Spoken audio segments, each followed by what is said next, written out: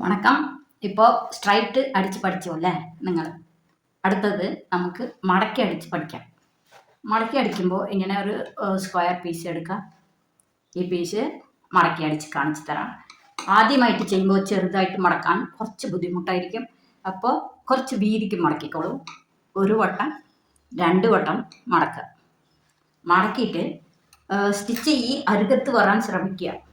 ഈ അരുകത്ത് വരാൻ ശ്രമിക്കണം. ഓക്കെ, അപ്പോൾ കാണിച്ചു തരാം.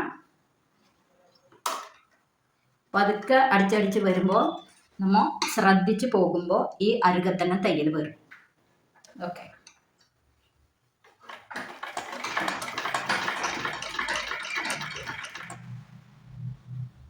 കുറേശ്ശെ മടക്കിയാൽ മതി. മൊത്തം മടക്കി വെച്ചാലും കുറച്ച് വിട്ടുപോകും.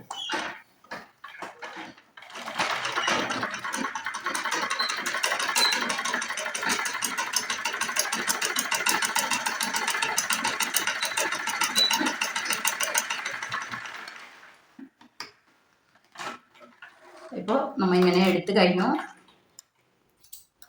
ഇതിലെ ഈ ഭാഗം നമ്മൾ അടിച്ചു. അപ്പോൾ ഈ ഭാഗം അടിക്കുക. അപ്പോഴാണ് ഈ മടക്കുകൾ നല്ലൊരു ഫിനിഷിങ് വരും. ആദ്യമായിട്ട് ചെയ്യുന്ന കാരണം കേട്ടോ. അപ്പോൾ ഈ ഭാഗം അടിച്ചു കഴിഞ്ഞാൽ ഈ ഭാഗം വരും, പിന്നെ ഇതിലേക്ക് വരും.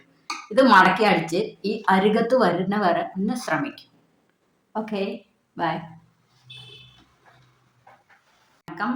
ഇപ്പോൾ നിങ്ങൾ ചവിട്ടി പഠിച്ച് കാണുമോ അല്ലേ? ചവിട്ടിയില്ലേ? കറക്റ്റായിട്ട് പഠിക്കാൻ പറ്റി. ഇപ്പോൾ അടുത്തത് നമുക്ക് തയ്ക്കുമ്പോൾ ഒരേ നേരെ തയ്ക്കാൻ കിട്ടുന്നില്ല. അതാണ് ഇപ്പോൾ ചെയ്യേണ്ടത്. ഒരു തുണി ഇങ്ങനെ എടുക്കുക, അതിൻ്റെ കുറേ സ്ട്രൈറ്റ് ലൈൻസ് വരച്ച് വയ്ക്കുക.